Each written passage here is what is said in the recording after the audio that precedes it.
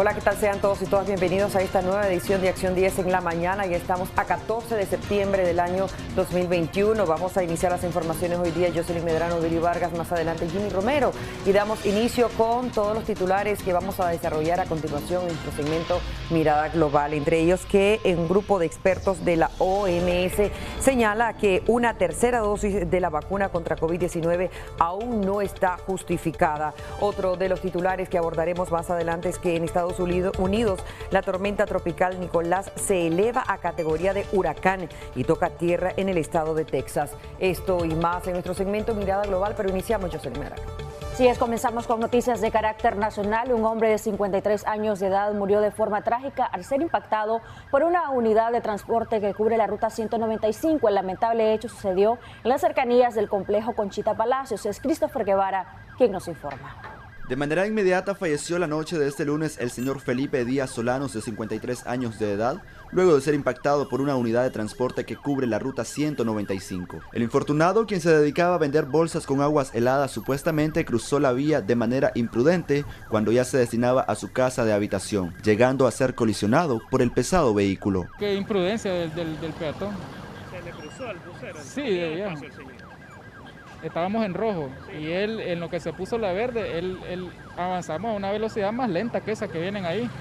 Ya, y en eso yo lo vi, yo venía de la ventana de aquel lado y sí, de allí, viene de la calle, pero y se le viene cruzando a los carros que vienen en marcha. La tragedia tuvo como escenario las cercanías de los semáforos del complejo Conchita Palacios, distrito 7 de la capital, lugar al cual se presentó la compañera de vida, quien no daba créditos a lo que observaba. Solo me han dicho que venía pasando a la 195 y se pasó, dice él, en la verde, dice él. Pues yo no sé, él vendía agua helada y recogía botellitas para vender, para ayudarse él.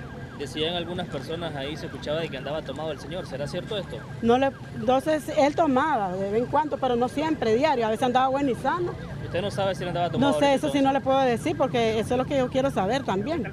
El conductor de la ruta, quien se dirigía en dirección de oeste a este, ahora se encuentra en calidad de detenido en una estación policial para iniciar una investigación y conocer así el grado de responsabilidad. Con imágenes de Ángel Díaz y la colaboración periodística de Erix Maltés para Acción 10, Christopher Guevara. A través de un comunicado, la empresa Productos del Aire aseguró su compromiso de continuar atendiendo al público mientras sus inventarios lo permitan y reflejan que hay personas que estafan y también están revendiendo oxígeno a precios alterados. Willy Narváez con la ampliación. 2 días después que la comercializadora de gases industriales y medicinales anunciara el cierre temporal y que reanudaría hasta nuevo aviso al público en general, este 13 de septiembre se dirigieron nuevamente a sus clientes para informarles que van a continuar atendiendo. En el comunicado se lee: estaremos siendo estrictos en la atención para llevar el oxígeno a las personas que lo están necesitando.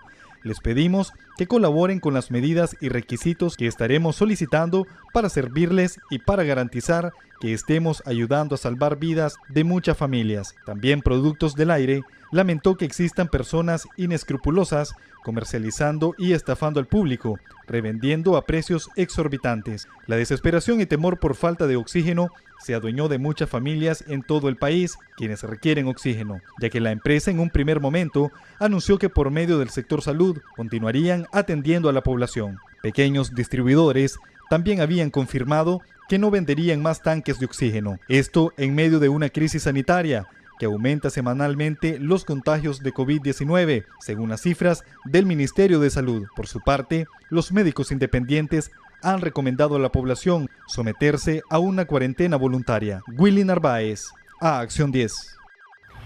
Expertos en salud señalan que el transporte público representa uno de los puntos de alto riesgo al contagio de la COVID-19. Esto por el irrespeto a las medidas de bioseguridad en algunas unidades. Saila Aguilar nos comenta. Ante la nueva ola de contagios del COVID-19 en Nicaragua, el transporte público se ha convertido en un punto de alto contagio para la población.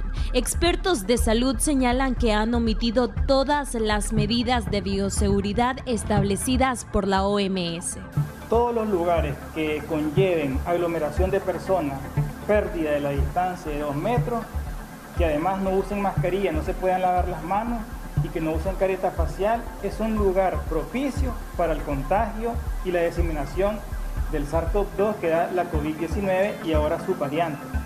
Los buses, transporte colectivo, es un lugar donde no se están cumpliendo las medidas que están emanadas por el Ministerio de Salud. Uno de los factores determinantes ante la pandemia es la aglomeración recurrente en los buses, sobre todo en la hora pico conocida popularmente. Además, el uso de mascarillas sigue siendo opcional a pesar del repunte reportado en los últimos días. Sobrecargan el vehículo y eso es malo, mecánicamente muy malo, pone en riesgo la vida de los usuarios. Mira, algunas veces van aglomerados, otras veces no, entonces son en momentos como en hora pico tal vez. Entonces, por ejemplo, yo espero que pase la hora pico para poder tomar el autobús y entonces sentirme un poquito más segura. Del 2 al 8 de septiembre se reportan 1.865 nuevos casos sospechosos, el cual representa un 65% de incremento en relación a los reportados la semana anterior. Yo quiero evitar la COVID-19, tengo que cumplir todas las medidas de contención, porque todas unidas son fuertes para evitar el contagio.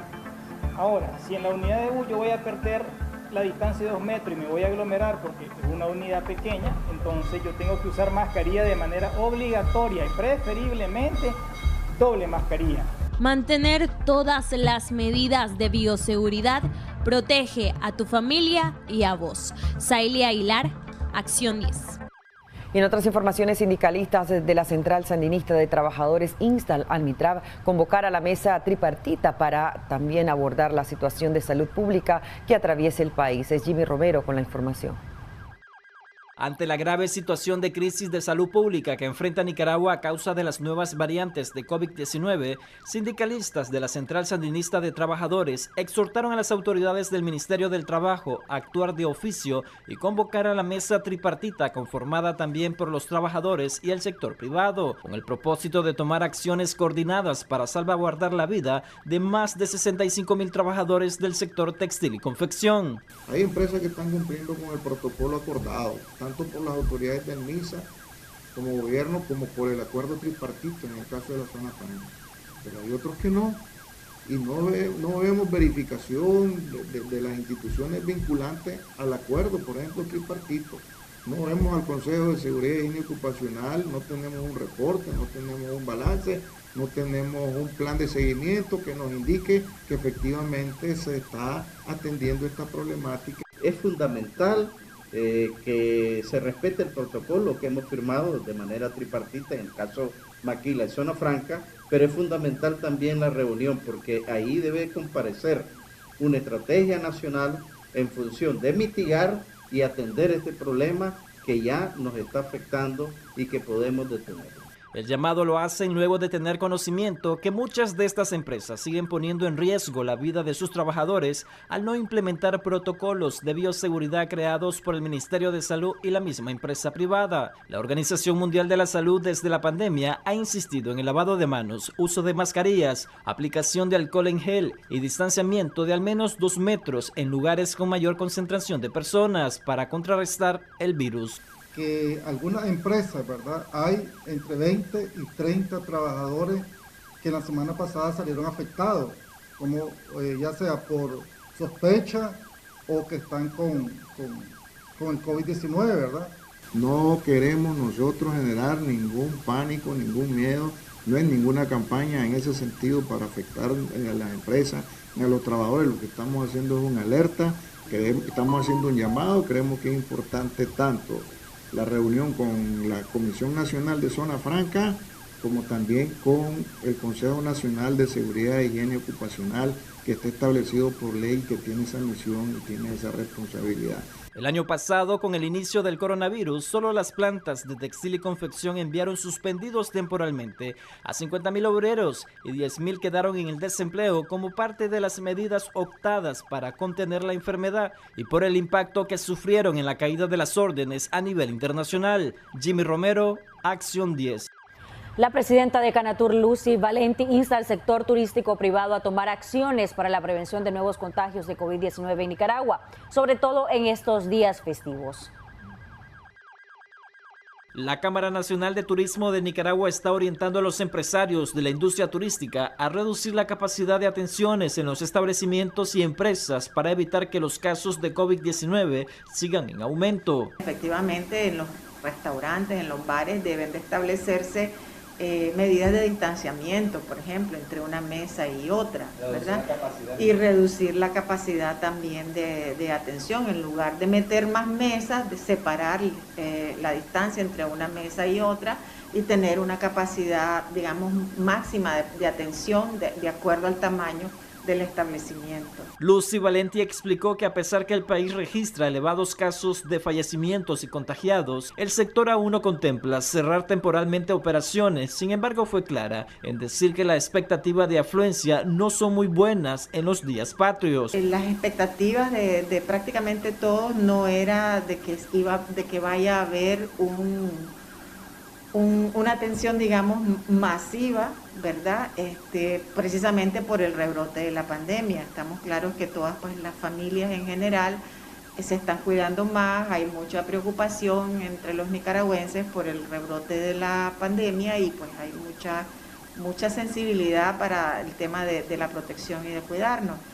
Entonces, más que todo, las empresas van a redoblar sus medidas de bioseguridad. La líder empresarial manifestó que también es importante que el Ministerio de Salud priorice a los trabajadores turísticos con el proceso de vacunación, ya que los mismos mantienen constante comunicación con nacionales y extranjeros, por ende se vuelven más vulnerables a contraer el virus. Jimmy Romero, Acción 10. El epidemiólogo Leonel Argüello refirió que mientras la población desatienda las medidas de bioseguridad contra el COVID-19, la enfermedad seguirá persistiendo y agrega que entre el 35 y el 70% de la población quedará con secuelas en su salud. Veamos el reporte que nos brinda Geraldine Domínguez. Aunque las vacunas no curen ni evitan el contagio de la COVID-19, ayudarán a no tener complicaciones graves o la muerte, reiteró el epidemiólogo Leonel Argüello, quien también indicó que el virus no cesará su propagación mientras las personas hagan caso omiso a las medidas de prevención. Puede dar la enfermedad, pero bueno, no te va a matar, esa es una ventaja enorme. Sin embargo, esto no para. Esto no va a parar, o sea, esta es una enfermedad del comportamiento humano, es una enfermedad que se transmite de persona a persona y que si no mantenemos la distancia, no tomamos el resto de medidas de prevención, esto no se para.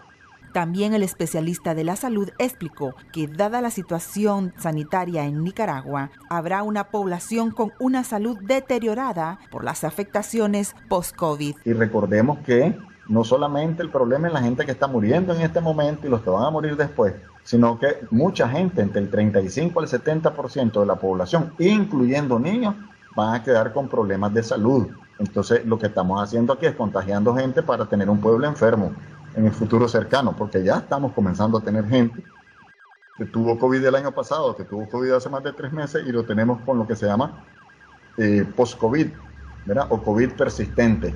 Lo cual es grave, pues, porque te baja enormemente la calidad de vida. Y yo lo he insistido, es peligrosísimo porque hay mucho joven que va a tener este tipo de problemas y ya te imaginarás vos el asunto emocional en un joven que se le caiga el pelo, que le duela las articulaciones, que no se pueda levantar en la mañana porque está muy cansado, que tenga dificultad para respirar. Eso va a deprimir rápidamente a un joven. Y recordemos que la depresión máxima te conlleva al suicidio. En Acción 10, Geraldine Domínguez. Continúa jornada de inoculación ante el COVID-19 hoy 14 de septiembre con la aplicación de la segunda dosis de la vacuna rusa que será administrada en los siguientes puntos. La jornada de vacunación voluntaria contra el COVID-19 de segundas dosis de Sputnik V continuarán este 14 de septiembre en los siguientes puntos del país. El martes, en el municipio de Ticuantepe, en el hospital primario, a partir de las 8 de la mañana. En el municipio de Ciuna, en filial Las Minas, a las 7 de la mañana. En el municipio de Rosita, en el hospital primario Rosario Pravia, también a las 7 de la mañana. Y en el municipio de Bonanza, en el hospital primario Esteban Jans Serrano, a las 7 de la mañana. En Acción 10, Geraldine Domínguez. El sacerdote Mario Jarquín Pérez del departamento de Boaco se convirtió en la nueva víctima mortal por COVID-19 frente al repunte de casos que atraviesa nuestro país. Es Francisco Cantillano con el detalle. En horas de la tarde de este pasado domingo recibió cristiana sepultura en el cementerio de Boaco el padre Mario José Jarquín Pérez, quien falleció producto a la COVID-19. El padre Jarquín nació en Boaco el 6 de febrero de 1977 y últimamente era párroco de la Medalla Milagrosa en el municipio de Camoapa y secretario ejecutivo del Departamento de Catequesis y Liturgia de la Conferencia Episcopal. Nuestra diócesis de Granada se mira llena de luto por la Pascua, por la partida, por la muerte de uno de sus sacerdotes, Padre Mario Jarquín, y siendo un hombre joven, se nos haya ido. Este lunes también se conoció del fallecimiento del cantautor boaqueño Francisco Gutiérrez Espinosa, conocido popularmente como El Tigrazo, quien deja un gran legado para la ciudad de Dos Pisos. Su muerte está asociada a la COVID-19. Boaco, eres ojo de agua, cristalina y pura, que ni el verano seca. Eres prenderizo y yocuau histórico, árbol frondoso en erupción de amor. Uno de los municipios más afectados durante este pasado fin de semana fue Camoapa, donde se reportaron más de 10 personas fallecidas asociadas a la pandemia. Con este rebrote también las clínicas privadas están pegando el grito al cielo a falta de oxígeno medicinal. En Boaco, Francisco Cantillano, Acción 10. Y a través de una publicación en su página web, la Embajada de Alemania en Nicaragua califica a nuestro país como zona de alto riesgo por COVID-19. Veamos el reporte que nos brinda María Esther Ordóñez. Como zona de alto riesgo por coronavirus ha sido clasificado Nicaragua por el gobierno de Alemania. Así lo indica una publicación de la Embajada de Alemania en Managua a través de su página web. En la misma se detalla que cambiaron la clasificación a zona de alto riesgo, lo cual implica que todo viajero que desee viajar a Alemania tendrá que preregistrarse en el sitio web ya asignado, presentar una prueba PCR negativa al entrar y pasar una cuarentena al ingresar por un periodo de 10 días. El Ministerio Federal de Relaciones Exteriores continúa desaconsejando los viajes innecesarios. Los viajes aéreos internacionales se han visto gravemente afectados y los viajeros pueden verse afectados por la cuarentena y las prohibiciones repentinas de entrada en cualquier lugar. La última semana, según información brindada por el Ministerio de Salud en Nicaragua, hubo un aumento de contagios por coronavirus, registrando 615 nuevos casos, una cifra más alta desde que se detectó el primer caso de coronavirus el pasado mes de marzo del año 2020. María Esther Ordóñez, Acción 10. Tenemos más noticias al regresar de estos breves mensajes de interés. Gracias por continuar con Acción 10 en la mañana. Familiares de un menor de 12 años de edad denuncian la muerte de él por supuestos abusos físicos que fueron perpetrados aparentemente por otros menores. Esto ocurrió en el barrio Hialeah. Veamos el reporte que nos brinda Christopher Guevara. Luego de pasar varios días internado en el hospital alemán nicaragüense, la noche de este lunes se rindió ante la muerte el niño Eli Magdiel Palacios Castellón, de 12 años de edad. Según aseguró la abuela materna a este medio de comunicación, la causa de su muerte fue el abuso físico que enfrentó en vida de parte de otros menores. Y Eli, por miedo, optó en su momento callar las agresiones que enfrentó. Sí, todo niño es necio, pero no era para que le hicieran esa jayanada. Ahora, yo no puedo culpar a nadie porque yo no tengo pruebas porque, como dicen, murió del COVID. Sí, él murió del COVID, como me lo entregaron, me dijeron a mí. ¿Qué es lo que lo afectó a él? Que fueron los riñones, que a uno se le desbarató ayer casualmente y hoy se le desbarató el otro. Él vino dice, seguro lo golpearon o no sé, o usted le pegó, me dice, porque a mí me preguntaron, no le pegó. Él dijo, él habló solito, nadie preguntó, ni me llamaron a mí, le dijeron a él, ¿por qué? ¿Qué te duele? ¿Por qué te duele? Es que un chavalo me agarró, dice, y me arrastró así, se me hizo así. ¿No fue tu mamá? No, fue un chavalo y se llama Moisés, que me agarró y me arrastró, dice, y dos chavalitos testigos dijeron, dice, que salieron corriendo a decir a la profesora, y la profesora por estar con esa maldita mierda de teléfono, dice que le dijo, ay, déjenlo, ahí después ellos se entienden. El menor habitaba en la cuarta etapa del barrio Hialeah, exactamente de la cancha de fútbol media cuadra al norte, por lo que solicitan el apoyo de las autoridades correspondientes y la muerte de Magdiel no quede impune. Con imágenes de Ángel Díaz y la colaboración periodística de Erix Maltés para Acción 10, Christopher Guevara. Familiares del activista Joao Maldonado, quien fue tiroteado por sujetos a bordo de una moto en Costa Rica cuando este se desplazaba en su vehículo, informaron que su estado de salud es crítico actualmente. Vamos a ver el reporte con María Esther Ordóñez. En condición de salud crítica se encuentra uno de los dirigentes de la comunidad de exiliados nicaragüenses en Costa Rica, Joao Maldonado, originario de Jinotepe, quien, según han informado familiares a los medios de comunicación de ese país, fue atacado a balazos la tarde del sábado por dos sujetos que se desplazaban a bordo de una motocicleta y le interceptaron cuando la víctima viajaba en su auto por una de las calles de Escazú. Igual él se encuentra en un estado reservado, está en un estado delicado. Los médicos dicen que hay que esperar a ver si él puede evolucionar y confiar en Dios que él pueda, pero ya los médicos ya hicieron lo que tenían que hacer y solo nos queda esperar. Sí, yo creo que lo que hay que hacer es cuidarse. Yo creo que esto es un aviso no solamente para Joao, sino que fue un aviso para todos los exiliados que hay que andar con cuidado porque el brazo del régimen es bastante grande. También se hicieron públicas imágenes de cómo quedó el vehículo tras el ataque, que es investigado por las autoridades policiales. Del vecino país del sur, donde este domingo se realizó una marcha liderada por exiliados nicaragüenses que se refirieron al ataque contra Maldonado. Aseguran que este hecho fue dirigido contra el hombre porque es uno de los organizadores de la marcha.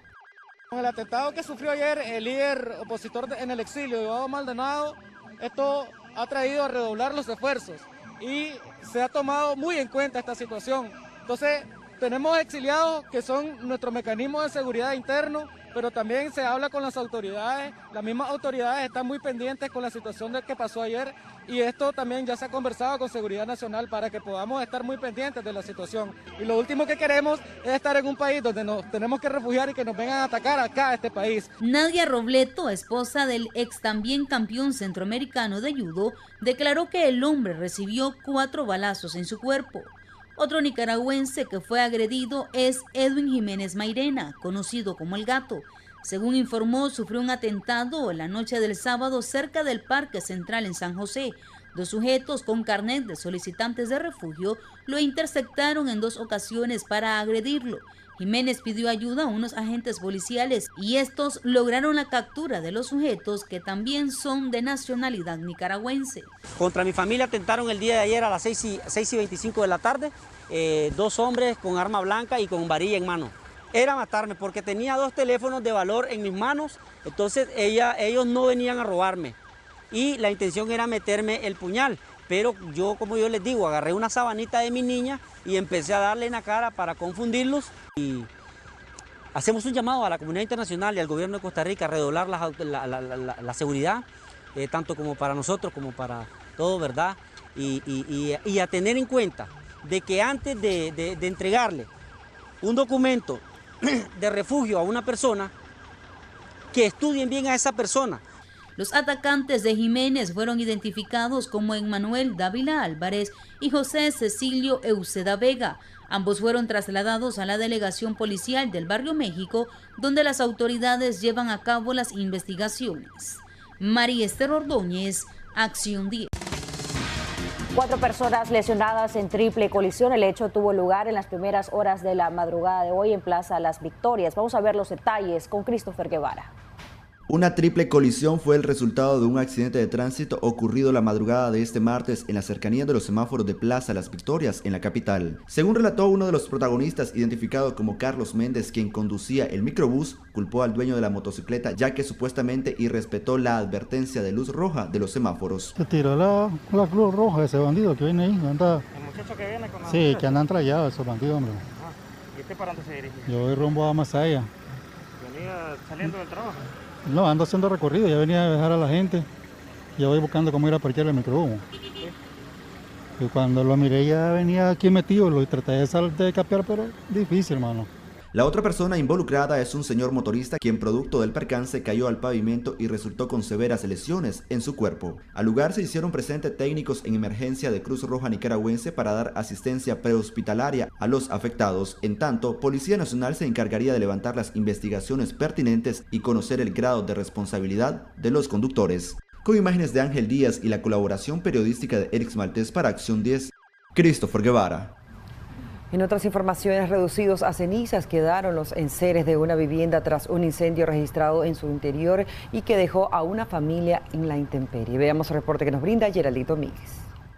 De la parada La Chelita, 2 cuadras y media arriba en el barrio Villa Venezuela, una familia perdió todos sus enseres domésticos tras un incendio registrado en su vivienda. Afortunadamente, al momento del siniestro, una pareja de ancianos identificados como Marta Romero y Manuel Ignacio Vargas, que viven en el inmueble, se encontraban sentados afuera y les dio tiempo de sacar a 2 niños que se encontraban en el interior. Ambas personas de la tercera edad fueron trasladados al centro de salud por una crisis de nervios. ¿La familia dónde se encontraba, dice, al momento del...? Bueno, ella se encontraba, el señor se encontraba aquí en la parte de afuera. Ajá. Sí, entonces él solo cuando miró la llamarada. Gracias a Dios nadie salió lesionado, solo son las pérdidas materiales. Sí, solo pérdidas materiales, no hay pérdida humana. ¿Cuántas personas habitan acá? Bueno, lo que tengo conocimiento son 6 adultos y habían 2 niños, pero en ese momento solo se encontraban 2 adultos, los 2 viejitos y uno de los hijos y los 2 niños menores. Por su parte, miembros de los bomberos se encargaron de mitigar el incendio, evitando que se propagara a otras casas. Recibimos la llamada de emergencia, ¿verdad?, que había una vivienda en combustión, de manera que inmediatamente mandamos nuestras técnicas y fuerzas para controlar el siniestro, ya que había posibilidades de que se propagara hacia el resto de las casas que estaban en el lugar. Es una vivienda en la que se combustionó, no tenemos personas afectadas. ¿Dónde inició Esa es parte del trabajo investigativo que vamos a realizar, encontrar el lugar exacto donde se dio el incendio. ¿El equipo que trabajó usted? Bueno, todo lo que es el distrito 7, ¿verdad? Y reforzamos con el 6 para controlar el siniestro. ¿Su nombre? Comandante Francisco Reyes. Ahora los vecinos hacen un llamado de apoyo para la pareja de ancianos que lo perdió todo. En Acción 10, Geraldine Domínguez. De manera instantánea murió un joven en un accidente de tránsito que se registró en el sector del kilómetro 21 de la carretera vieja hacia León. Mayor información de esta tragedia con Marjorie Vargas. Los pampers, la leche y otros artículos que llevaba rumbo a casa en la comarca California fue lo que dejó esparcido en el pavimento luego del brutal encontronazo que le arrebató la vida de forma instantánea al joven identificado como Darwin Mojica, cuando, según testigos, este invadió el carril de la camioneta que circulaba del kilómetro 21 carretera Vieja León hacia Managua, mientras que el joven motociclista en sentido contrario. Nosotros venimos de aquí de Los Cedros y cuando veníamos detrás venía adelante venía un carrito azul y más de seguir un carrito rojo, una camioneta roja. Y de pronto cuando vemos que apareció el de la moto por este lado y cómo. Y el otro no puede ni salir porque viene un camión allá. Sí, él quiso. Es que desde allá se le capió, por este lado se le capió una camioneta roja y un carrito azul, un carrito azul. ¿Y a dónde iban ustedes? Aquí, yo venía en la camioneta.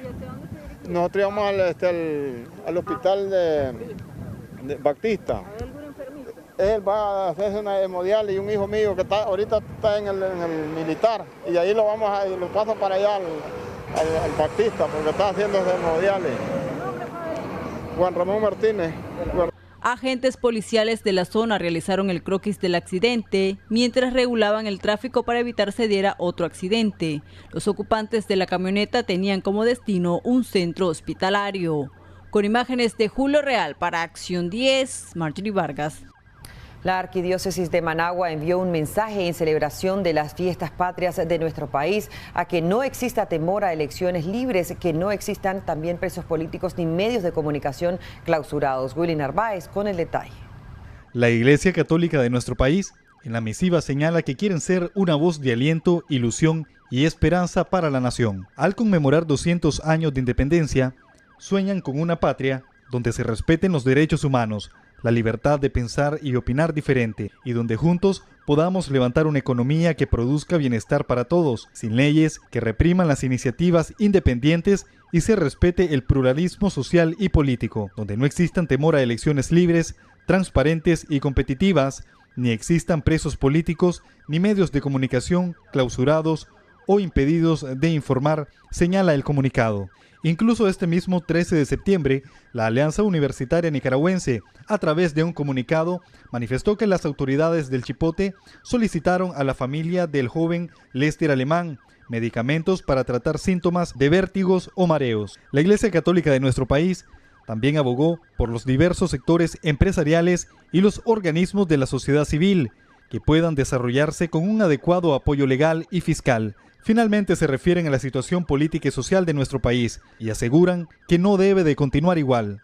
Tenemos décadas de confrontaciones que han generado desempleo, pobreza generalizada, inseguridad ciudadana, exilio forzado, desatención eficiente a la educación y a la salud. Por ejemplo, cuando se promueven aglomeraciones de personas irresponsablemente en medio de una pandemia mundial. El comunicado de la Comisión de Justicia y Paz de la Arquidiócesis de Managua, dado este 13 de septiembre, también pide que ilumine los pensamientos y mueva a los corazones. Willy Narváez, a Acción 10. La presidenta del Partido Ciudadanos por la Libertad, Kitty Monterrey, manifestó que la celebración del bicentenario de nuestra independencia debe reafirmar el compromiso de convertir, según sus palabras, a Nicaragua en una Nicaragua libre. Willy Narváez nos informa. Desde su exilio en Costa Rica envió un mensaje de unidad a los nicaragüenses por motivo de la celebración de las fiestas patrias. Si trabajamos unidos por los principios y valores que nos identifican como pueblo, más allá de cualquier diferencia, podemos lograr el milagro de una Nicaragua donde la independencia, la hermandad y la libertad sean más que una aspiración lejana. Kitty Monterrey fue despojada de su nacionalidad nicaragüense y el partido que dirigía, sacado de la contienda electoral, era considerada la única agrupación que podía competir con el actual mandatario nicaragüense, quien busca su cuarto mandato consecutivo. El Partido Liberal Constitucionalista encabezó la impugnación del Partido Ciudadanos por la Libertad. Muchos de nosotros estamos viviendo esta fecha desde el exilio, con el dolor de estar lejos de la patria y compartiendo el sufrimiento de los nicaragüenses dentro del país, especialmente de las familias de los presos políticos, pidiendo a Dios por su pronta liberación. Son momentos muy difíciles, ocasionados por los estragos de la pandemia y la falta de libertad. La oposición en Nicaragua demandaba a todas las agrupaciones políticas de poner sus diferencias y convertirse en una opción en las elecciones del próximo 7 de noviembre. Y no lo lograron. Ahora, la mayoría de sus dirigentes se encuentran en el exilio y otros en las celdas del Chipote. Willy Narváez, a Acción 10. Gobierno de Nicaragua coloca las siglas FSLN en el Cerro Motastepe en víspera de los comicios de noviembre próximo. El sitio responde al mismo en el que estuvieron hace exactamente 41 años estas siglas. José Abraham Sánchez con el reporte. El primero en colocar un rótulo con finalidad política en las laderas de la laguna de Nejapa fue el exdictador Anastasio Somoza Debayle y que decía: con Somoza igual viviendas. La imagen data de 1975. El siguiente rótulo fue de la reconocida marca de zapatos de la empresa Rolter. Esta lo ubicó ya propiamente en el extremo noroeste del Cerro Motastepe, ubicado al pie de la laguna de Nejapa a finales de los años 70. La empresa Rolter tuvo que pagar el derecho de 200,000 córdobas al dueño del cerro, Macario Estrada, por 20 años. La última imagen que recuerdan los nicaragüenses fueron las siglas colocadas en el mismo lugar por el Frente Sandinista, que duró más de 10 años desde 1980, siendo arrancadas por el alcalde Arnoldo Alemán en los años 90. Recientemente el gobierno de Daniel Ortega, que lleva en el poder 14 años consecutivos, nuevamente colocó en el mismo lugar las siglas del Frente Sandinista, en un cerro que cada día se ve erosionado por la explotación irracional de arena. Se construye, se levanta otra estructura grande en el Cerro Motastepe. Órganos de propaganda de la familia en el poder le llaman a eso una nueva conquista, que se reconquistó el cerro. Es una conquista que no tiene conquistado. Y ante esa construcción gigante, inmenso es el recuerdo, la memoria de quiénes son los perpetradores de las graves violaciones a derechos humanos. Con respecto al colosal rótulo con las siglas del Frente Sandinista, no se sabe su costo o si cumple con la reciente ley de rótulos. También la historia registra otro rótulo emblemático, pero ya en el centro de la laguna de Tizcapa, colocado por Somoza. Con cámara de Erasmo Hernández, José Fran Sánchez, Acción 10. Según los informes oficiales del Ministerio de Salud, han incrementado los casos de COVID-19 en nuestro país. Este incremento podría tener un efecto en nuestra economía. Ese es el tema que vamos a abordar hoy día con nuestro invitado, quien ya nos acompaña vía Skype a esta hora, Jimmy. Así es, Jocelyn, vía Skype ya nos acompaña Marco Peña, economista, quien nos va a estar hablando sobre la situación de COVID-19, también cómo esto afecta a la economía nacional. Muchas gracias por acompañarnos acá en Debates y Soluciones de Acción 10 en la mañana, Marco. Buenos días, Jimmy. Buenos días, Jocelyn. Muy agradecido siempre con la invitación que me hacen a este espacio. Bienvenido. En medio de esta situación sanitaria de nuestro país, que no es la excepción, Nicaragua, es decir, COVID-19 ha afectado a nivel mundial, ¿de qué manera podría generar algún efecto en la economía? Estamos viendo cómo de manera muy prudente negocios de diversión nocturna, incluso según lo que se ha conocido en la última hora, han decidido cerrar temporalmente por la bioseguridad de las familias nicaragüenses y de sus clientes. También hemos visto cómo del sector turismo se han realizado recomendaciones ante esta situación. ¿Qué efectos, Marco, puede tener en la economía esta situación de COVID-19 en este momento en Nicaragua? Yo había venido sosteniendo que la variante Delta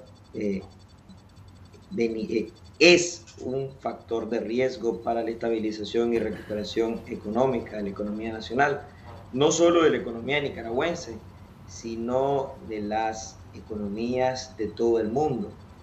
Lo que a nosotros nos corresponde advertir es que en el caso de las economías en vías de desarrollo, son economías que se mueven en este proceso a una velocidad muy diferente a la de las economías de los países desarrollados. ¿Por qué?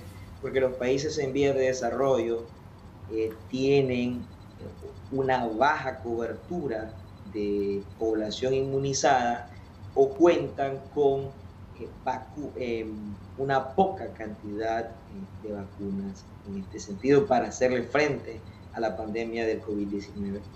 Una población no vacunada es una población propensa a la pandemia, una población que no es inmunizada es una población propensa a infecciones en las vías respiratorias. Y una fuerza de trabajo enferma es una fuerza de trabajo que no rinde de la misma forma, es una fuerza de trabajo con bajos niveles de productividad una vez que se trata de recuperar la economía nacional, es decir, que el aparato productivo vuelva a funcionar después de una etapa recesiva del ciclo económico. Entonces, el COVID-19 sigue siendo un factor de riesgo, sigue cerniéndose sobre la población ante las restricciones materiales de parte de los gobiernos en los países en vías de desarrollo. Por lo tanto, lo que queda es extremar las medidas de autoprotección, de autocuidado, de cooperación voluntaria, de iniciativa propia, de volver más estricta el cumplimiento de la profilaxis y la prevención para que los niveles de contagio y por supuesto las cantidades o los números de fallecidos no sigan aumentando en una fase que se le denomina por parte de los expertos en la materia de transmisión comunitaria. Es inminente, Marco, el efecto negativo que podría tener sobre los sectores económicos, el efecto de esta nueva oleada de COVID-19 que se está generando a partir desde el mes de agosto. Estamos viendo que los casos han incrementado considerablemente este mes de septiembre. ¿Y qué es lo que se podría esperar al finalizar el año 2021? El gobierno había proyectado incluso un crecimiento de hasta un 7%. ¿Esa proyección se tendría que reajustar al finalizar el año? Los hechos indican que sí, porque los mismos establecimientos están cerrando. Recordemos que son las unidades económicas de producción y consumo las que determinan la economía nacional. Los gobiernos lo que hacen o los que implementan son políticas de regulación para orientar y reorientar el proceso inversionista y a través de políticas redistributivas, redistribuir, valga la redundancia, el ingreso y la riqueza. Sin embargo, es el mercado el mecanismo por excelencia de asignación de recursos, y el mercado está compuesto por productores y consumidores, por oferta y demanda. Ahí estamos hablando de establecimientos comerciales, de empresas, tanto en la parte formal como en la parte informal, y todo lo que tiene que ver con decisiones de producción e inversión por parte de agentes económicos. Y en este caso, las señales que nos están dando que los establecimientos o los propietarios y gerentes de establecimientos están tomando conciencia, por fin, del peligro de la pandemia. O se pone en riesgo la salud de los que dirigen la organización, se pone en riesgo la salud de los trabajadores y de los equipos de trabajo o de los equipos de colaboradores de la organización, y igual de importante es que se pone en riesgo la salud de los clientes mismos que llegan a los locales o a los establecimientos a comprar o a consumir los productos que ofrecen. Y así, de esta manera es que se va propagando muchísimo más el virus, y de seguir así, entonces no va a haber propietarios, no van a haber trabajadores y no van a haber clientes, porque el virus definitivamente está cobrando muchísimas vidas con esta variante Delta. En el tiempo, entonces, lo que hacen las autoridades económicas es ir revisando sus propias cifras, sus propios pronósticos de crecimiento. Esto podría determinar en el corto plazo una desaceleración económica que se puede ver reflejado en el IMAE, que es un indicador proxy, el índice mensual de actividad económica, un indicador de alta velocidad que va monitoreando la actividad económica intermensual, y naturalmente tendría su incidencia en el Producto Interno Bruto, que es una medida de producción anual. ¿Qué sectores, Marco, podrían estar más vulnerables a estos efectos de la pandemia? ¿Estaríamos hablando del sector formal o del sector informal? ¿Y qué subsectores, digamos, de estos dos grandes sectores, que son el formal y del informal? En primer orden, el sector informal, porque la economía irregular o economía informal cuenta con autoempleados, vendedores autónomos, trabajadores por cuenta propia, vendedores ambulantes, quise decir antes trabajadores autónomos, y aquí estamos hablando también de empresas informales. Para ubicarnos o para tener una imagen mental de lo que estoy diciendo, hablamos de los negocios que se ubican, que están localizados en los mercados populares, y que cuando las ventas van bien o cuando las personas van a hacer sus compras, se vuelven lugares multitudinarios. Hay mucha gente transitando por estos comercios, y hay mucho contacto, hay mucha cercanía entre las personas. En la economía informal, dada su propia naturaleza, no hay una cobertura de protección social, es decir, hay un déficit de atención sanitaria y de pensiones, es decir, pensiones de invalidez o pensiones de cualquier otra índole dentro del sistema público de seguridad social. Acá también hay bajos. Me estoy acordando de una cifra de un estudio que leí recientemente sobre la economía informal en Nicaragua. Posiblemente llegue al menos 5 de cada 10 personas ostenta un empleo informal, ¿verdad? Estamos hablando de 10 personas, es decir, de cada 10 personas que tienen empleo, 5 personas tienen un empleo informal. Luego, de cada 10 personas que están en el empleo informal, 6 personas apenas han cursado la educación primaria. Y de cada 10 personas del empleo informal, 7 personas podrían estar en situación de pobreza. Entonces, dada la vulnerabilidad en términos de educación, en términos de salubridad, en términos de condiciones ergonómicas, es decir, en condiciones generales y específicas de trabajo, ese sector informal en primer orden, o los trabajadores del sector informal y los negociantes del sector informal son quienes están en una situación de vulnerabilidad con respecto a la pandemia del COVID-19. Ahora bien, como en el mercado interactúan personas entre sí independientemente de los estratos sociales, porque las personas tienen contacto en las unidades de transporte colectivo o porque también tienen contacto independientemente de la clase social o del sector económico o del mercado formal e informal en los centros de compra o en los centros comerciales como Metrocentro, Plaza Inter, Multicentro Las Américas. Entonces, vemos que hay mecanismos de transmisión y eso también puede afectar a las demás personas de las demás capas y de los demás estratos socioeconómicos.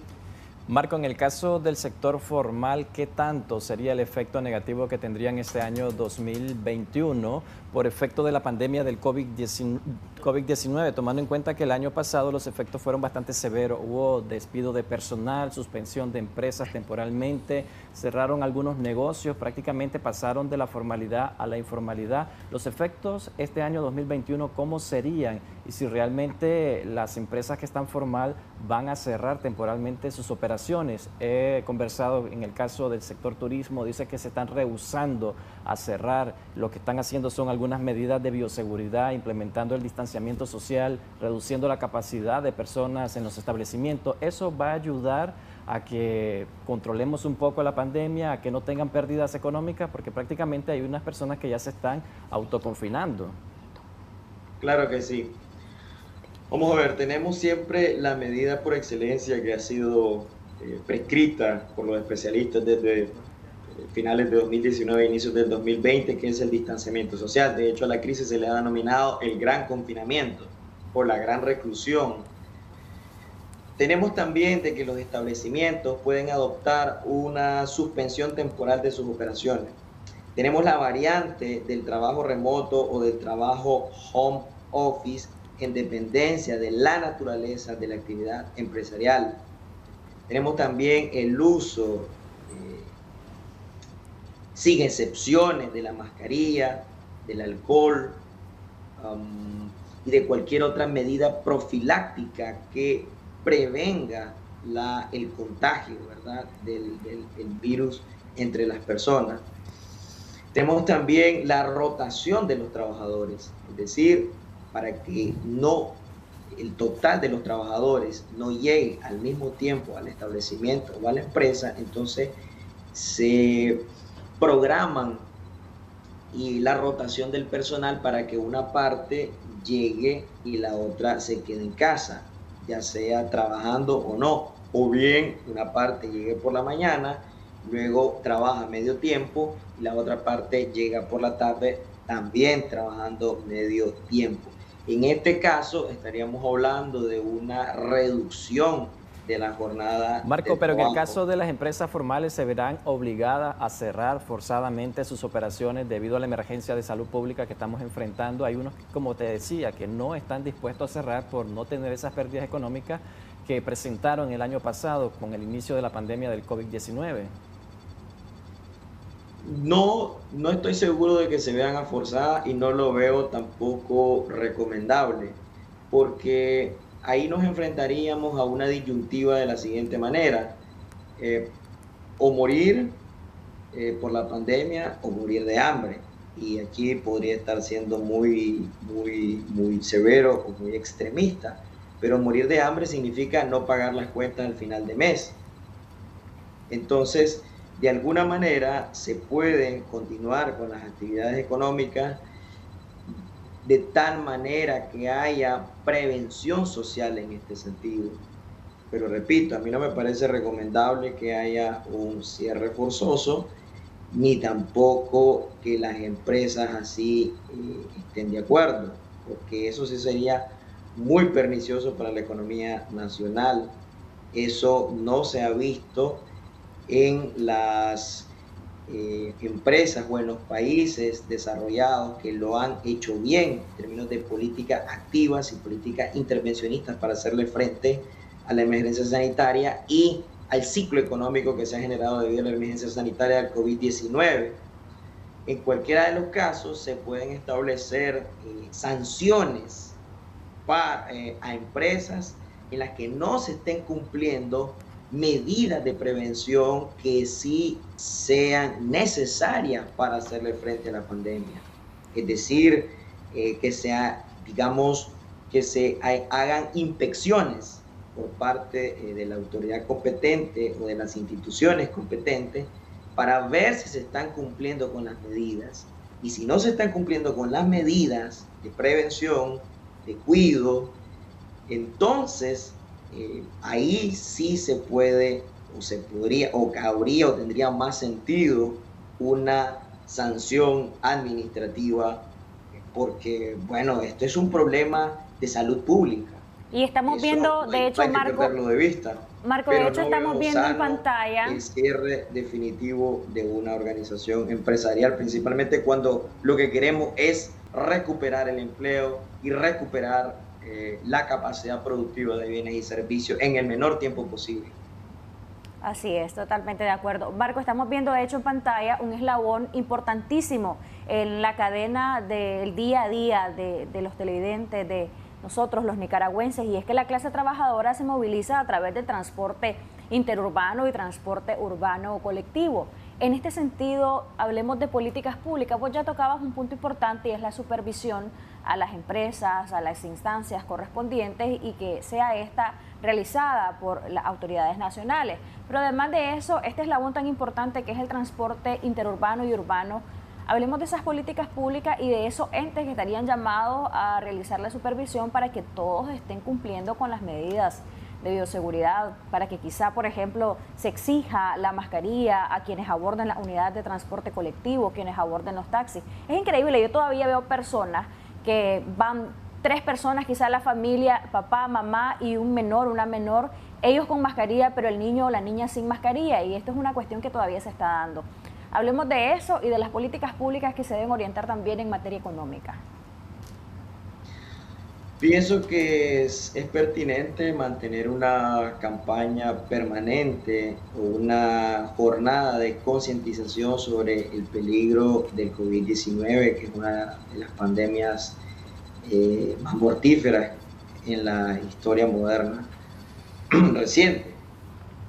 Esta pandemia ha puesto en jaque definitivamente a la humanidad y cuando creíamos como raza humana que habíamos avanzado tecnológicamente y que podemos o que creemos que somos capaces de viajar hasta Marte, vemos que no tenemos una cura en el corto plazo para esta pandemia y que millones de personas han sucumbido debido a esto, y en nuestro país pues no ha sido la excepción. Yo tengo amistades y conocidos que ya han fallecido tomando en cuenta esta variante Delta, que es mucho más agresiva cuando ataca a los pulmones.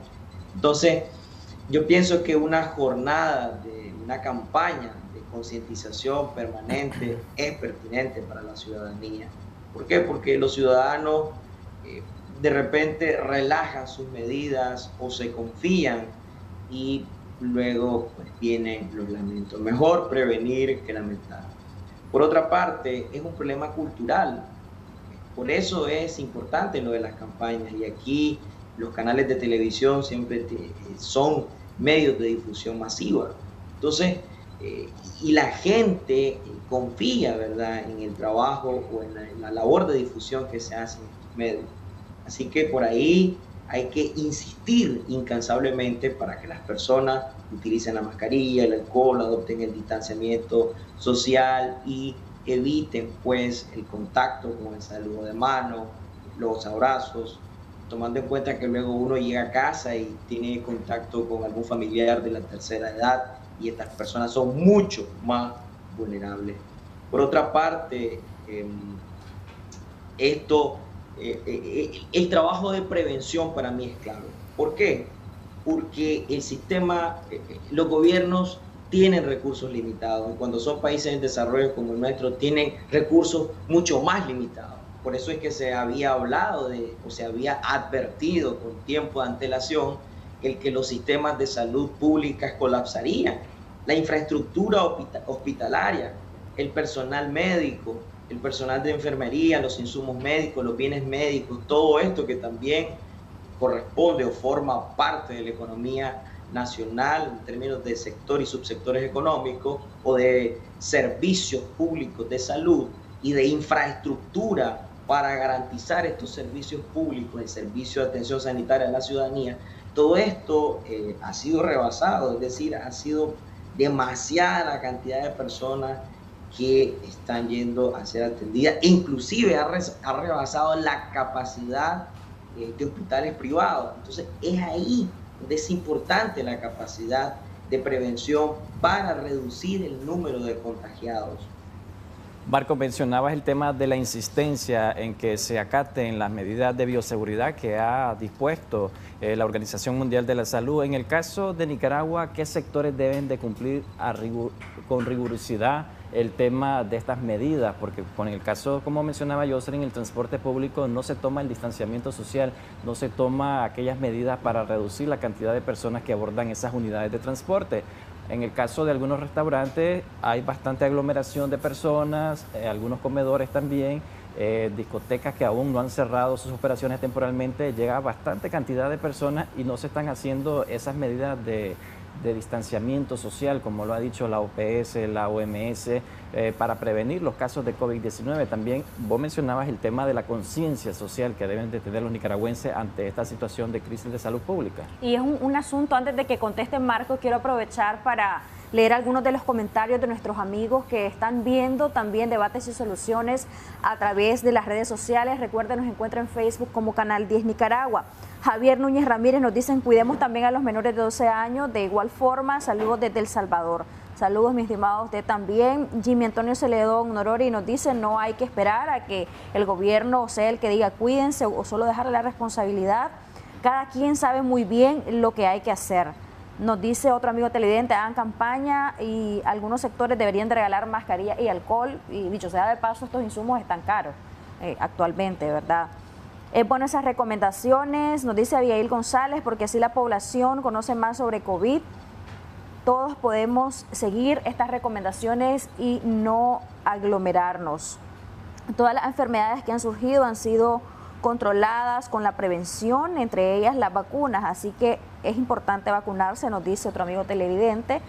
Y también saludos desde Estocolmo, nos dicen por acá. Bueno, saludos a todos los que están viéndolo a través de nuestras redes sociales, por supuesto, y que están dando sus aportes. Y vamos ahora con tu respuesta, Marco, sobre lo que decía Jimmy, y entrar al tema de las políticas públicas, que es importante porque, si bien es cierto, esto tiene efectos en la economía nacional, pero los efectos no son los mismos para todos los sectores.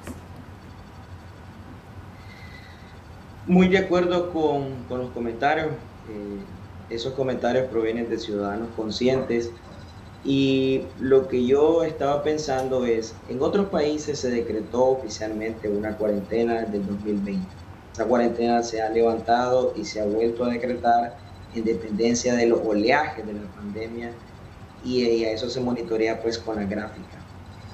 En este caso, yo pienso que sería eficaz un esfuerzo gubernamental de inspección, de aplicación de medidas y de inspección periódica a los establecimientos, que también se ha hecho en otros países y que ha dado buenos resultados. Es decir, a veces se han establecido horas para concurrir y luego ya no. Se han restringido los horarios de los establecimientos nocturnos, de los bares, restaurantes, de los cafetines. En los bancos son muy estrictos, hablando siempre de los casos de otros países que lo han hecho relativamente bien o bien para hacerle frente a la pandemia. En los bancos y en cualquier otra institución donde uno vaya a hacer alguna gestión, mantener ese distanciamiento social de al menos 1 metro. Entonces, de aquí estamos hablando de la aplicación, y quizás me estoy adelantando con el tema, de políticas de regulación y de aplicación de sanciones al incumplir estas medidas estrictas que deben seguirse rigurosamente, porque se trata de sobrevivir. Primero es sobrevivir, es un instinto de sobrevivencia. Desde el punto de vista de la neuroeconomía, si nosotros no cuidamos de nuestra vida, no cuidamos de nuestra salud, entonces luego ya no. Una fuerza de trabajo enferma, una fuerza de trabajo mermada, es una fuerza de trabajo que no va a rendir igual en el aparato productivo, no va a ser productiva, no va a ser competitiva. Entonces, esto es un sistema de incentivo, es mandar señales. ¿Qué hago yo como árbitro y como regulador para que la gente comprenda que debe seguir ciertas normas y ciertas medidas para que cuide su propia salud? Marco.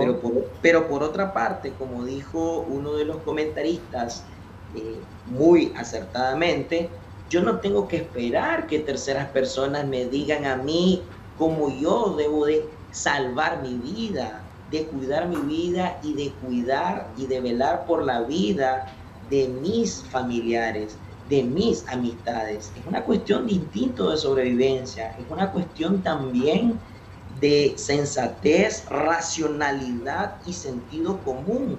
Yo no debo de estar esperando a que alguien me imponga o me decrete medidas. Yo también debo de ser consciente.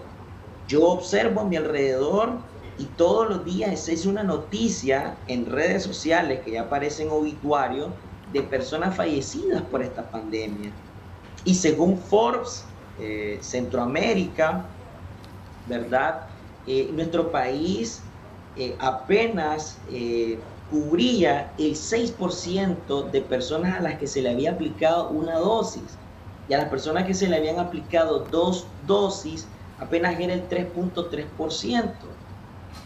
Entonces, y en el caso de Panamá, Marco, la cobertura de personas vacunadas con una dosis, Marco, podía llegar hasta el 40%, andabas por encima. Marco, vos mencionabas que las medidas de bioseguridad y las medidas que se deben de implementar para prevenir el COVID-19 deben de ser de forma individual. Vemos que el gobierno está implementando el proceso de vacunación, pero por el otro sentido hay muchas críticas de actividades que se están realizando desde hace varios meses, desde el inicio del 2021, donde muchos alertaron, médicos independientes alertaron de que la situación de COVID podría estallar, y vemos lo que está pasando ahorita, que los casos han venido en incremento de contagios y también de fallecimientos. Hay actividades de ocio, de recreación que sigue promoviendo las autoridades gubernamentales. Estas políticas deben cambiar, debe reflexionar el gobierno a orientarla hacia la vía correcta para que la población no siga contagiándose, siga tomando conciencia sobre la situación de crisis de salud pública. La autoridad gubernamental en todos los países ha tenido un papel preponderante en esta situación, porque los gobiernos lo que hacen es orientar, reorientar, conducir o dirigir en ciertos aspectos, pero no pueden controlar toda la actividad privada porque no les compete, y cuando eso pasa se generan distorsiones. Entonces, ahí es donde yo insisto en las jornadas de concientización, en la posibilidad de que hayan inspecciones periódicas en virtud de ciertas medidas que se decreten oficialmente. Es decir, hay variantes, no todo es o negro o gris, todas las situaciones tienen sus claroscuros. Ya reza un proverbio chino, no todo es enteramente malo, no todo es enteramente bueno, hay que buscar el equilibrio a las cosas. Es decir, ni se trata de que todos vamos a ir a recluirnos a nuestras casas y que se paralice por completo la actividad económica nacional, pero tampoco podemos continuar laborando como que si todo fuera normal, porque no estamos en condiciones normales. Y cuando hay situaciones, o mejor dicho, situaciones extraordinarias exigen u obligan a medidas extraordinarias.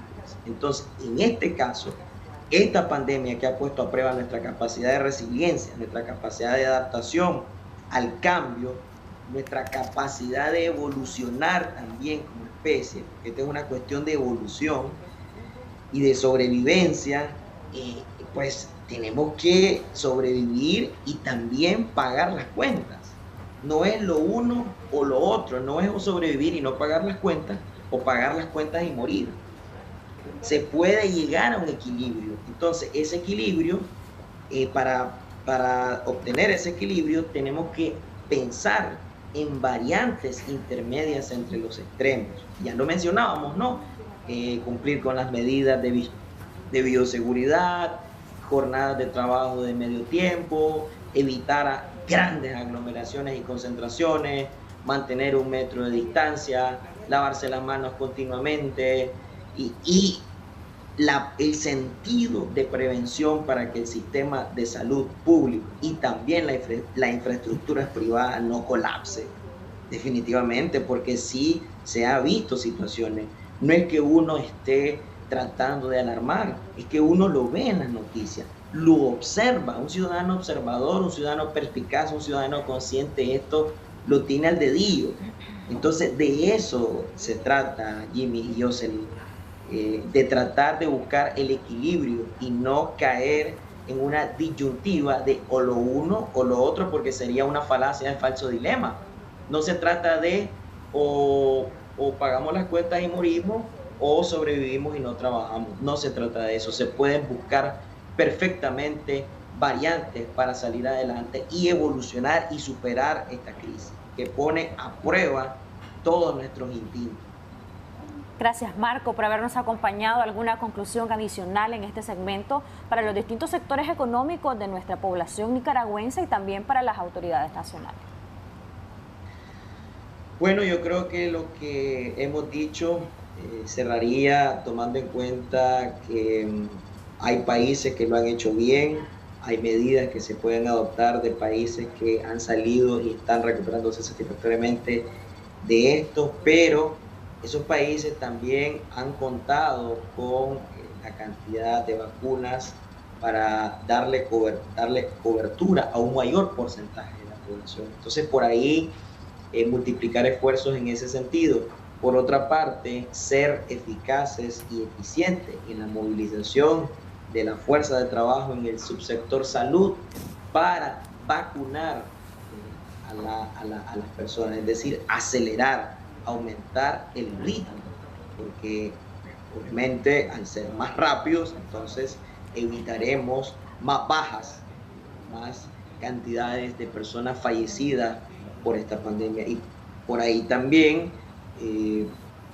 de parte de la ciudadanía tenemos que ser conscientes de lo que está pasando, conscientes de que acá está en juego nuestra propia vida y que está en juego también la vida de nuestros congéneres, de nuestros familiares y de nuestras amistades, y que tenemos que buscar ese equilibrio de pagar las cuentas, pero también cuidar nuestra salud y nuestras vidas, porque entonces si pues nos llegara a pasar, ya el día de mañana no vamos a poder comprar ni vamos a poder ejercer ningún tipo de actividad económica. Entonces es vivir hoy para que el día de mañana la economía ya salga del pico más bajo de la curva, ¿verdad? De la crisis económica, de la fase recesiva, para estabilizarnos y recuperarnos satisfactoriamente en el mediano plazo. Hay mucho que hacer por nuestra economía, pero hoy lo que importa primordialmente es la vida y la salud. Muchísimas gracias, Marco, nuevamente por habernos acompañado en Acción 10 en la mañana. Jimmy. Vamos a presentarles ahora la tendencia que tenemos del día de ayer, donde estuvimos consultando sobre el tema COVID-19 prevención, cómo prevenir las complicaciones de esta enfermedad. Tuvimos como invitado al doctor José Antonio Delgado. Esta entrevista obtuvo un total de 59.333 personas alcanzadas. De esta manera vamos a ir a una pausa comercial. Ya regresamos con más de Acción 10 en la mañana. Pero antes de la pausa comercial vamos a conversar y a darle a usted cuenta sobre lo que son los lugares de vacunación para hoy día. Con Saily Aguilar vamos a continuación a que nos informe. Así es, yo les estaré presentando los puntos de vacunación en los siguientes días. Esta vez van a estar aplicando la segunda dosis de Sputnik V en los siguientes lugares. En el municipio de Ticuantepe estarán aplicando en el Hospital Primario de Ticuantepe a las 8 de la mañana. En el municipio de Ciuna se estará aplicando en la filial Las Minas a las 7 de la mañana. En el caso del municipio de Rosita, se estará aplicando en el Hospital Primario Rosario Pravia a las 7 de la mañana. Y finalmente, en el municipio de Bonanza, se estará aplicando en el Hospital Primario Esteban Hines a las 7 de la mañana. Eso ha sido todo por ahora, pero vamos a una pausa comercial y regresamos con más de Acción 10 en la mañana.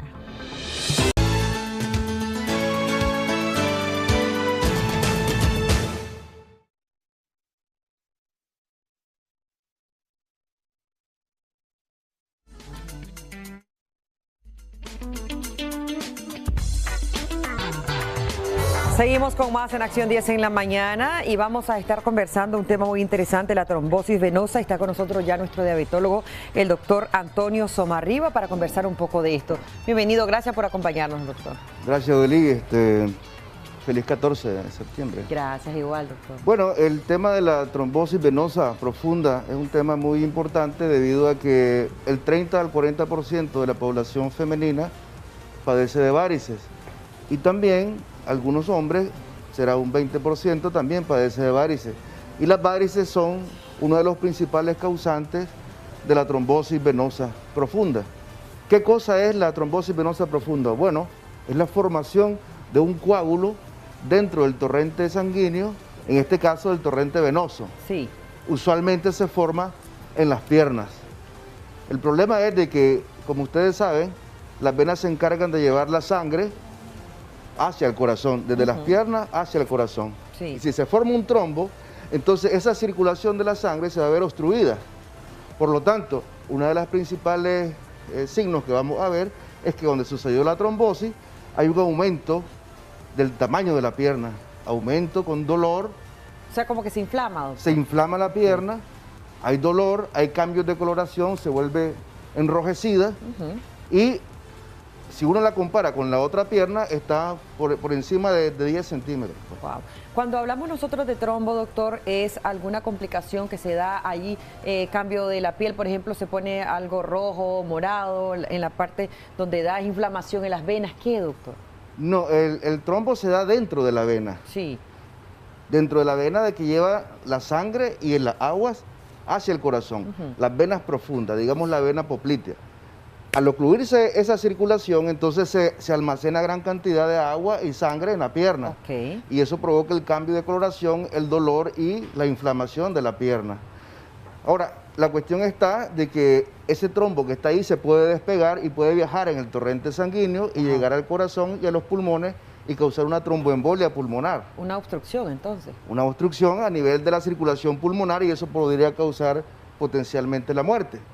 Gracias a Dios, pues actualmente las terapias que nosotros aplicamos han bajado enormemente la mortalidad. Pero lo más importante en este mensaje es que todos aquellos pacientes que padecen de varices deben ser revisados por un médico. Doctor, las varices empiezan a aparecer a temprana edad. ¿Quiénes están más expuestos a tenerlas? ¿Varones, mujeres? Explíquenos un poquito eso. Bueno, las varices tienen su mayor frecuencia de aparición es en la década del 40 a los 50 años en las mujeres. Es más del 50% de las señoras que tienen más de 60 años, pero pueden aparecer también en cualquier etapa de la vida. Nosotros prácticamente hemos atendido incluso hasta adolescentes que tienen varices. ¿Tanto así? Claro, porque hay un componente genético de que puede predisponer a la aparición de varices. Ahora, los factores que pueden promover las varices son, por ejemplo, aquellos trabajos en los que permanecen mucho tiempo de pie, como por ejemplo nuestros amigos camarógrafos acá, que pasan horas y horas de pie, entonces eso hace de que la gravedad influya sobre sus piernas y las válvulas que sirven para llevar la sangre hacia arriba comiencen a debilitarse y tener una insuficiencia valvular. Sí, porque prácticamente solo están de pie, no hay nada que irrigue, ¿verdad? Entonces, ¿cómo podemos nosotros mejorar esto? Bueno, se puede mejorar primero con el uso de medias compresivas para varices, es decir, son unas medias especiales que se ponen en la mañana se va a trabajar uno y las medias aprieta de tal manera de que aumenta la circulación hacia el corazón. Entonces ellos andan protegidos, pueden trabajar todo el día y cuando llegan a la casa se quitan las medias. Eso para prevenir, doctor. Para prevenir. Aquella persona que ya tiene esta afectación, ¿qué debe hacer? ¿Se cura, se mejora? ¿Hay un tratamiento, doctor? Bueno, también cuando ya están presentes las varices se pueden utilizar las medias compresivas, es uno de los frentes de batalla que tenemos nosotros contra las varices. También se pueden utilizar medicamentos que se encargan de desinflamar las paredes de las venas y eso facilita la circulación. Y también hay procedimientos actualmente mínimamente invasivos, como por ejemplo el láser, sí, que lo que hace es eliminar las varices desde adentro, ¿no? Hay miniflebectomía que son mínimamente invasivos e incluso se puede también inyectar. Esto es necesario porque esas varices que están ustedes viendo, ¿verdad?, que son parecen culebritas, son venas que ya no están cumpliendo su función adecuada. Como ya están como ya esas venas, muertas. Esas venas ya no cumplen su función. Lo único que van a provocar estas venas es inflamación, dolor y la posible formación de un trombo dentro de sus paredes. ¿Cómo no? Doctor, ¿qué tiene que ver un poco esta trombosis venosa con la embolia pulmonar? Como no, como decía anteriormente, si se forma un trombo en una de las venas profundas de la pierna, este se puede desprender, viajar a través del torrente sanguíneo hacia el corazón y luego hacia los pulmones, bloqueando entonces el intercambio gaseoso de los pulmones hacia la sangre, y eso provoca lógicamente un peligro de muerte, ¿no? Actualmente, como dije anteriormente, los medicamentos que utilizamos es para definitivamente evitar todo esto. Tenemos una llamada en este momento. Muy buenos días, adelante, le escuchamos.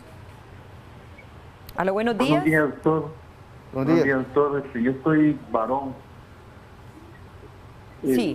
Tengo problemas de varices, entonces quería saber si me duelen las venas y me han salido como manchitas negras en la piel, en el pie, así. Correcto. ¿En qué trabaja usted, señor? ¿Perdón? ¿En qué trabaja? ¿Cuál es su actividad diaria? Estaba trabajando de conductor, pero ahorita estoy sin empleo, pero quería ver que si usted me regala alguna consulta, no sé. Claro que sí. Déjenos sus datos completos y el número de teléfono, doctor. Es interesante lo que él decía, que primero que es varón. Quiere decir de que también los varones padecemos de varices. Los médicos padecen de varices porque pasan mucho tiempo operando, digamos, o pasan mucho tiempo en el hospital de pie. Pero en este caso hemos recibido la visita muy frecuentemente de camioneros o taxistas que pasan todo el día sentados en esa posición de declive de las piernas. Y últimamente hemos estado recibiendo pacientes de que ahora utilizan moto y andan en delivery.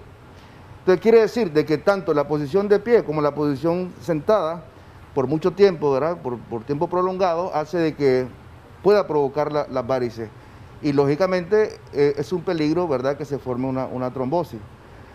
Entonces esos cambios que él habla, esas manchas que tiene en las piernas, ¿verdad?, es una etapa ya de la enfermedad varicosa un poco más avanzada. Pero nosotros pues podemos darle respuesta a nuestro amigo. ¿Cómo no? Continuando, doctor, con el tema, ¿hay algún tipo o clasificación de la trombosis venosa? Sí, básicamente cuando nosotros hablamos de trombosis venosa, hablamos principalmente, la que nos causa más problemas es la trombosis venosa profunda, que está localizado en el sistema venoso profundo, que lleva el 80% de la sangre de las piernas y el agua también de las piernas hacia el corazón. En cambio, la trombosis venosa superficial, que es la que se logra ver a través de nuestra piel, esa apenas es de un 20 a 15%. Entonces, la que nos preocupa más es la trombosis venosa profunda. Tenemos otra llamada. Muy buenos días. Adelante, le escuchamos. Aló, buenos días. Buenos días, le estamos escuchando. ¿Cuál es su consulta? Aló. Buenos días, le escuchamos. Buenos días. Quería que me regalaran una consulta. Tengo ese problema de varices en las piernas. Mi nombre es Lien Morán Espinosa, de Managua, y tengo ese problema de varices, los pies me duelen, se me recargan, siento como que se me van a reventar los dos pies. Correcto. ¿Cuántos embarazos ha tenido usted, señora? 3 embarazos.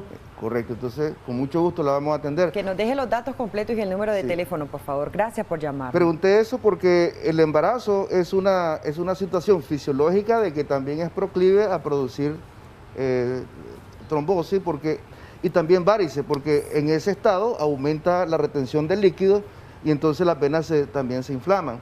Entonces, a medida que van teniendo más embarazo, entonces en esa misma medida van aumentando la posibilidad de tener más varices. Fíjese que hay algo que siempre yo me he preguntado, cuando he visto y he leído que dice, nosotros eliminamos las varices, ¿son productos cosméticos o hay que pasar por un tratamiento? No, lo que nosotros eliminamos básicamente son las varices, y las varices decimos que son venas que ya su función ya no existe.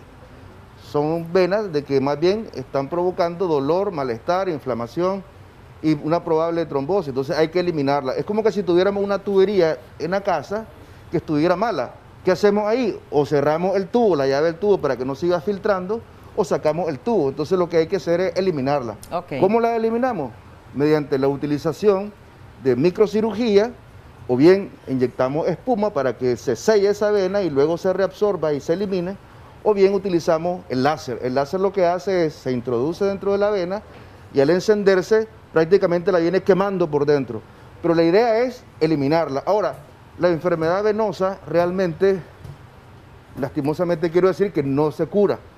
Mientras nosotros tengamos vida, existe la posibilidad de la formación de más venas que pueden provocar varices. Lo que nosotros hacemos es control de la enfermedad, prevención de la enfermedad también, y una vez eliminada, pues damos por decirlo así, una satisfacción al paciente de muchos años. Pero él tiene que cooperar, utilizando las medias, haciendo ejercicio, caminando. Evitando el calzado, por ejemplo, el zapato de tacón alto. El zapato de tacón alto, que no sea más de 3 centímetros, porque eso aumenta el ángulo del pie y eso provoca aumento de las presiones del pie y, lógicamente, aumenta la formación de varices en el tobillo. ¿La alimentación, se forma la alimentación también, ¿no? Tiene que ver, una alimentación sana sería lo más adecuado. Y sobre todo el uso de ejercicio, ya sea aeróbico o ya sea caminatas, que es lo más fácil, pues. Pero tiene que moverse. De lo contrario, es muy proclive de que tenga trombosis o varices. Gracias, doctor, por habernos acompañado. Dios le bendiga. Ahí veíamos los números de teléfono en pantalla del doctor Antonio Somarriba. Si usted desea hacer alguna consulta, alguna cita, también con mucho gusto le va a atender. Vamos de inmediato con Daniela Rodríguez Morazán, que nos va a recordar importantes recomendaciones también de cara al COVID-19. No hay que bajar la guardia, hay que siempre mantenernos alerta ante todo. Si bien es cierto, nosotros, dicen algunos, debemos aprender a convivir con el COVID-19, pero también tenemos que aprender a ser responsables a la hora que nosotros vamos a hacer nuestras actividades y a cuidarnos. Vámonos de inmediato.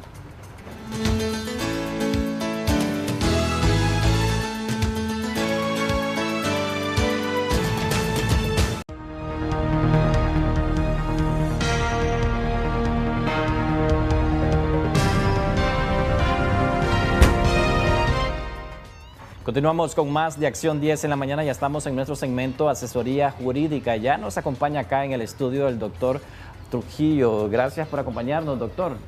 Sí, muchas gracias por la invitación que nos hacen para poder compartir con el mundo entero a través de este prestigioso medio de comunicación. Vamos a abordar un tema muy importante y principalmente actualmente con el tema de pandemia. Muchas personas fallecen y no dejan declaratorias de herederos ni dejan testamento. ¿Qué puede pasar en esos casos?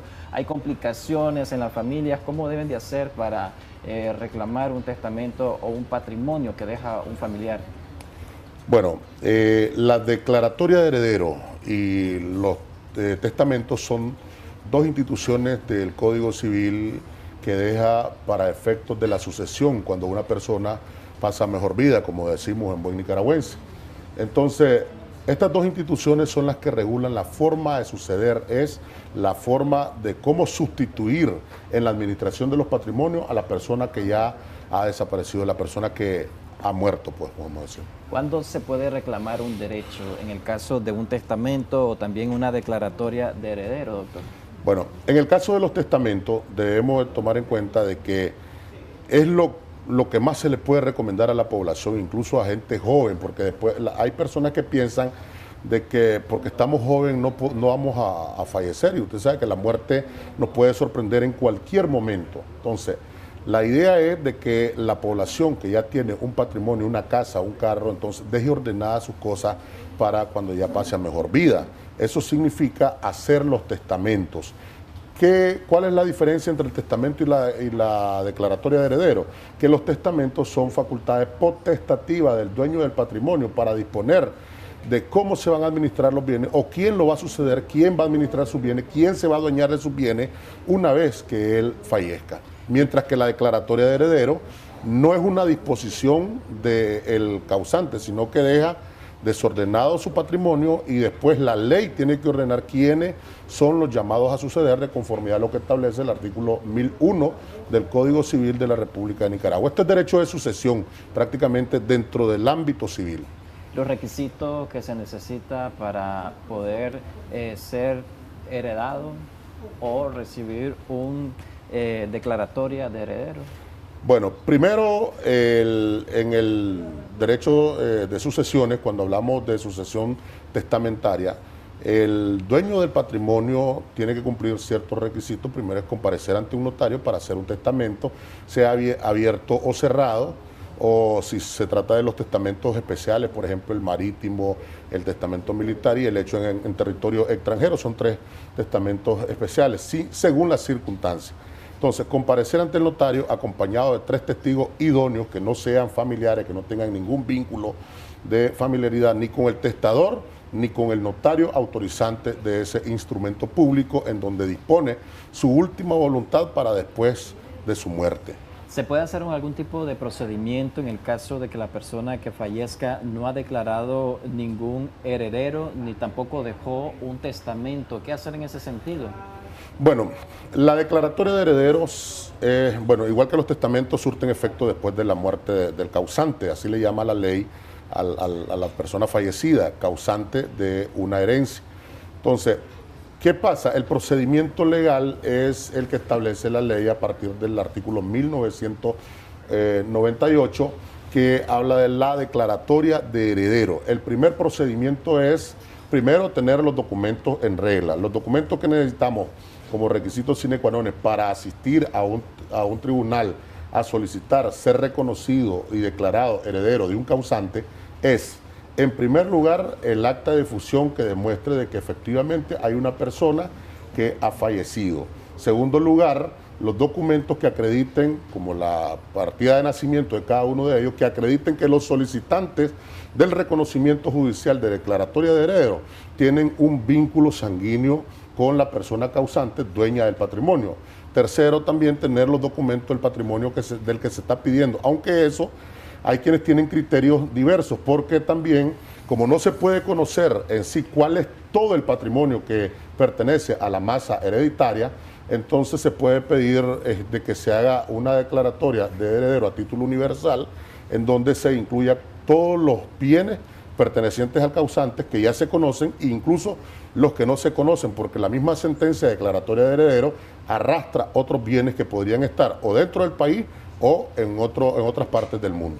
¿Puede ser, doctor, un heredero, una persona que no es miembro del núcleo familiar? Porque a veces mucho pasa que hay diferencias entre la familia y dice, yo no te voy a heredar nada, vos que sos mi hijo, vos que sos mi sobrino, e incluso heredan a personas que son allegadas pero no son familiares.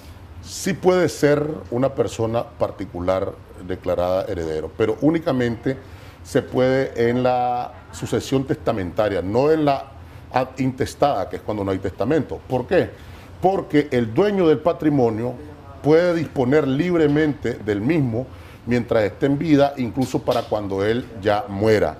¿Qué significa esto? Que él lo puede incluir o puede decir en su testamento de que a un fulano de tal, por ser su amigo, por ser cualquier allegado, por haberle servido de tal manera, le deja todo su patrimonio en calidad de herencia. Eso significa que esa es su última voluntad y debe ser respetada, pero esto solo se logra a través de un testamento donde se incluya. En otros países hay personas que heredan incluso bajo testamento a sus mascotas, a su perrito, a su gatito.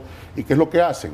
viene y le nombran un albacea o un guardador de bienes, un administrador de bienes, para que ese mascotita tenga una excelente vida con el patrimonio de la persona que está siendo el causante. Doctor, le recordamos a nuestra audiencia que hemos habilitado nuestras llamadas telefónicas. Nos pueden hacer preguntas o sugerencias respecto al tema al número 2222-7808. Tenemos una llamada telefónica ya. Muy buenos días. ¿Cuál es su consulta respecto al tema que estamos abordando el día de hoy? Díganos. Es que miren, yo por lo menos estoy casada y soy viuda.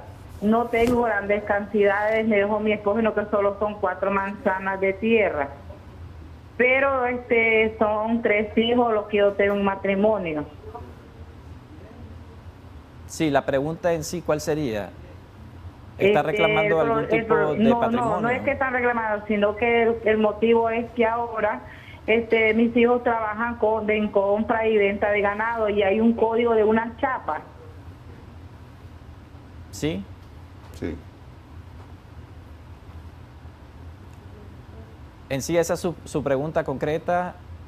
Y tiene que estar el título de propiedad tiene que estar a nombre del dueño, y como quedó nombre de mi esposo. Bien. Esos tipos de bienes. El procedimiento legal para que puedan ellos darle un nuevo código al nuevo dueño es que tienen que hacer la declaratoria de heredero, porque según lo que entiendo él no dejó testamento. Ahora, la declaratoria de heredero tiene que pedirla en nombre de los primeros llamados a suceder son los hijos, y dice que tiene 3 hijos. En nombre de esos 3 hijos, si ellos son mayores de edad, lo hacen de forma independiente. Si son menores de edad, lo hacen con representación de la madre para que pidan la declaratoria de heredero. Pero ojo ahí, ella también tiene un derecho, porque la ley protege lo que le llamamos en buen nicaragüense cuarta conyugal. La ley establece de que cuando una persona fallece, incluso cuando hace su testamento, debe respetar una porción para el cónyuge sobreviviente que es correspondiente al 25% del acervo de la masa hereditaria. Eso es por ley, de tal manera que cuando hablamos de que puede disponer libremente de sus bienes el dueño del patrimonio, cuando es casado solo puede disponer de un 75%, porque el 25% es una asignación forzosa, llama la ley. ¿Qué significa eso? De que aunque el dueño del patrimonio antes de morir diga, yo le dono mi patrimonio para cuando yo muera a una sola persona, el cónyuge sobreviviente, sea a través de matrimonio, ¿verdad?, o sea conviviente en unión de hecho estable, puede reclamar el 25% de su porción conyugal, que eso es asignación forzosa. ¿Y qué tipo de testamentos son los que hay? ¿Cómo saber yo que he sido el heredero universal de ese patrimonio que deja esa familia, esa persona, ya sea familiar o desconocido, que deja un testamento y yo soy el heredero? Bueno, lo más común tenemos el testamento abierto y el testamento cerrado. ¿Cuáles son las diferencias? La diferencia en el testamento abierto, la misma palabra dice abierto porque todos lo pueden conocer. Incluso el notario le da un testimonio al causante, a la persona que está disponiendo de sus bienes. Y que cuando no es es cerrado, causante, yo tengo que acudir a una instancia para saber si yo soy el heredero. Eso únicamente cuando es en testamento cerrado. ¿Por qué?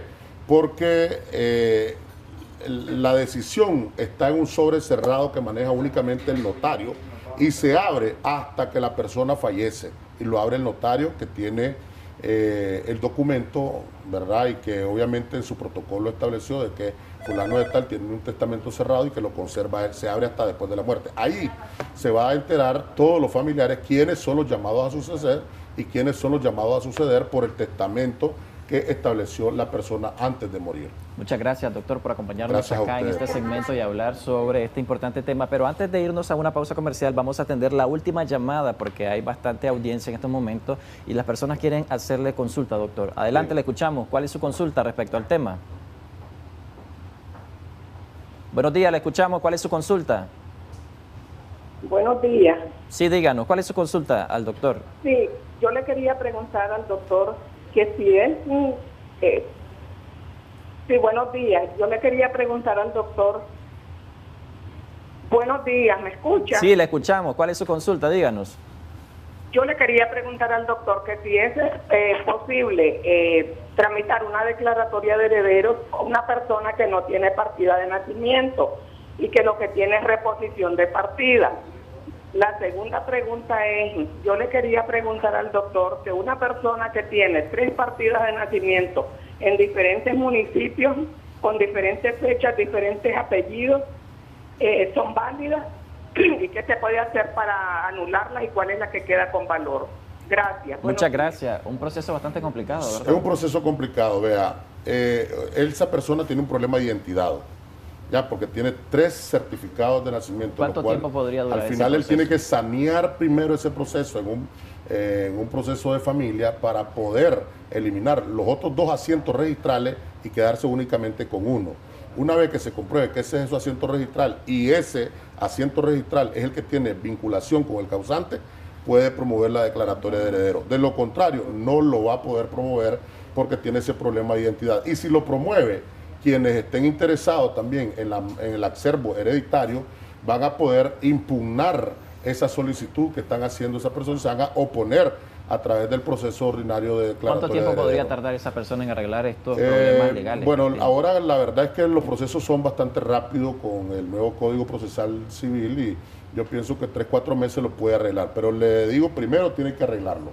Muchas gracias, doctor, por acompañarnos acá en el segmento de asesoría jurídica y, por supuesto, abordar temas de interés nacional. Vamos a hacer una pausa comercial. Ya regresamos con más de Acción 10 en la mañana.